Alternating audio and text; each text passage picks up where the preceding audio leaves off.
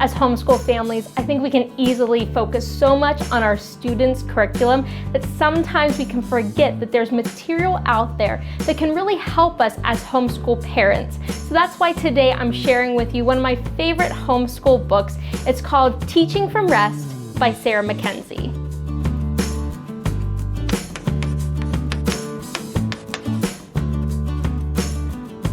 Teaching from Rest is only 88 pages long, so it's a very easy read, but it's packed full with such great information. I've read many homeschool books over the years, but I seem to always come back to this one. I try to read it in the beginning of the school year or even just halfway through when I'm just trying to hit that restart button.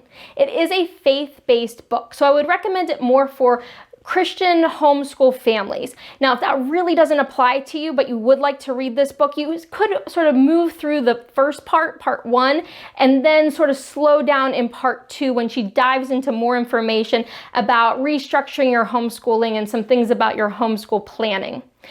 For the families that would read this, it could be a first-time homeschool family. I think you would get some amazing ideas and information from here. But if you are a seasoned homeschool family, I'd still recommend reading it. There's still some great information that I know that you'd be able to apply to your homeschool day.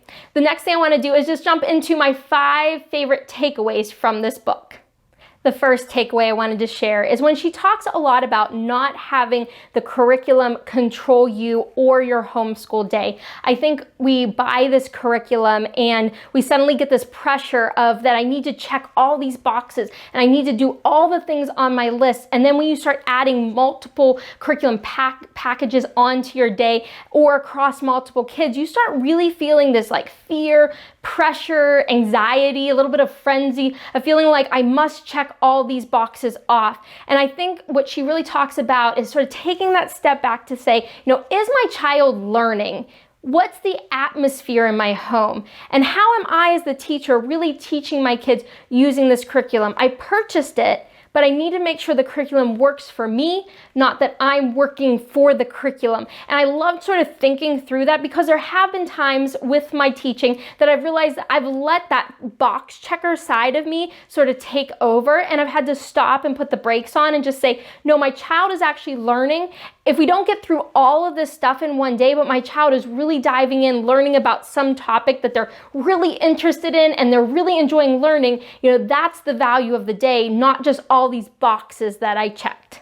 The second sort of takeaway that I had is she talked a lot about being faithful, not just focusing on being successful. And I think that's really important when you think how every homeschool student is very different. You might have a couple students who are great learners, love school, love to do this, but then you might have a couple students who really push back a lot and you feel like you're not getting anywhere with them. And it's sort of this idea that you're showing up as the homeschool mom, you are being faithful in your calling and you're doing what you are supposed to do. You are planting those seeds and that's what you're called to do. And just because I'm planting these seeds doesn't mean it's instantly gonna grow a plant. Sometimes it takes a little longer for different kids, and really feeling like that pressure coming off of you going, even if I don't feel successful in this school year, even if, this last month we're not really doing exactly what I think we're supposed to do, I am still doing what I was called to do. I'm showing up and I'm being faithful. And I feel like that also just took this level of stress off of me. And I love to sort of go back and read that section and really think through and saying, I'm being faithful. That's my calling. The third takeaway that I wanted to share is all about not starting with too much, almost starting less. Sarah Mackenzie mentions her husband and how he's an avid backpacker and he likes to go hiking. And when he first started hiking, he would have a 60-pound backpack on his back, and how that would weigh him down so much that after the first day, these 60 pounds felt like it was 200 pounds. And she related that back to our homeschooling because, we can easily say yes to so many things. We can easily add extra projects, electives, classes, things that aren't really necessary, so that we're starting so heavy and then we get halfway through, like our husband's example with the backpacking, and he realized he couldn't keep going with his 60-pound backpack. So he had to learn when he started his hike to actually take things out that was not necessary to get his backpack down to a very light weight to be able to go the whole distance.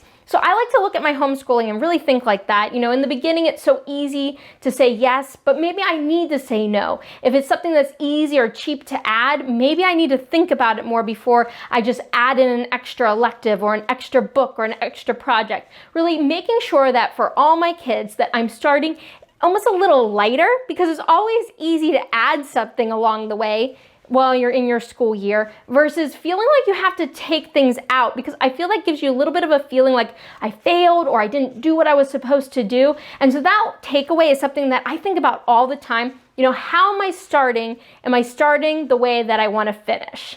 For my takeaway number 4, it goes into sort of the second part of her book, which really goes into talking about scheduling, budgeting your time, and making sure that you give a little bit of margin as well. And I like this part. Now, in my opinion, I don't like scheduling things on a certain time of day. I don't like to say that at 9 o'clock we do math, at 10 o'clock we do science. I feel that's too restricting for my schedule, because I feel like the point of homeschooling is that you can be flexible. And if you feel that always at 9 o'clock in the morning you have to do something, that can be a little restrictive. Now, one thing that I like that she talked about is making these gaps of time or budgeting your time. So you can say that something like, math should take us 30 minutes, but I'm going to give myself a little bit of extra margin. And instead, I'm going to say math's going to take us actually 45 minutes, because knowing that we're going to get done in 30 minutes gives me then, say, 15-minute buffer to take that extra little break. Or if I got a phone call or somebody showed up at the front door, that I have some flexibility in my schedule. So I really enjoyed that part of the chapter.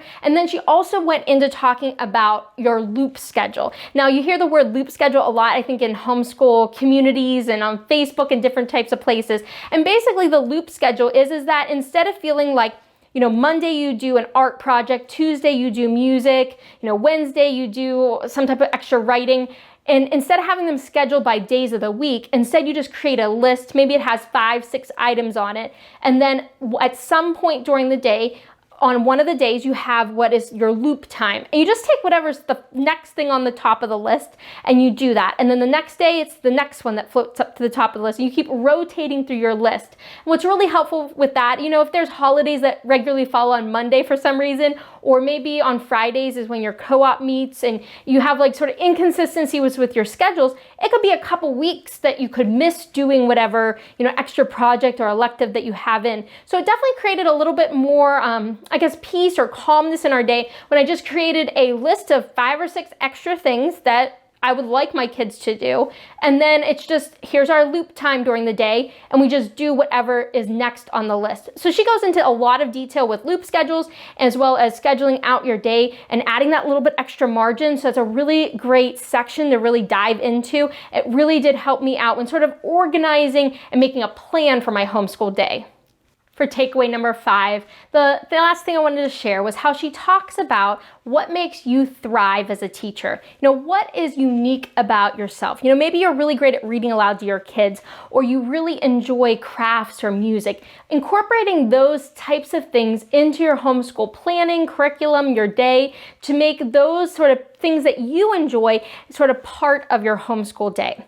The other thing she talks about is sort of continuing to grow as a teacher and as a parent. Maybe you find yourself a great homeschool mentor, somebody a little older than you that's been seasoned and has been through it. You can talk with them, meet with them regularly. Maybe you get a group of other homeschool parents together and you can share ideas and thoughts and tips. And maybe it's even continuing some of your education or just continuing learning in books or certain things that you want to learn as a parent, because you're actually showing your kids, they're watching you and they're watching you grow and learn as well. And so I love that sort of end, the third part that she has in the book, really going into making sure that you're still growing as a parent. I hope you enjoyed walking through my top 5 takeaways from Teaching from Rest. If you've also read this book, I'd love to hear from you. Leave some comments below of sort of your top takeaways as well. Before you leave, don't forget to hit that like button and hit the subscribe so you'll be notified when I do post new content, and I will talk to you soon. Goodbye.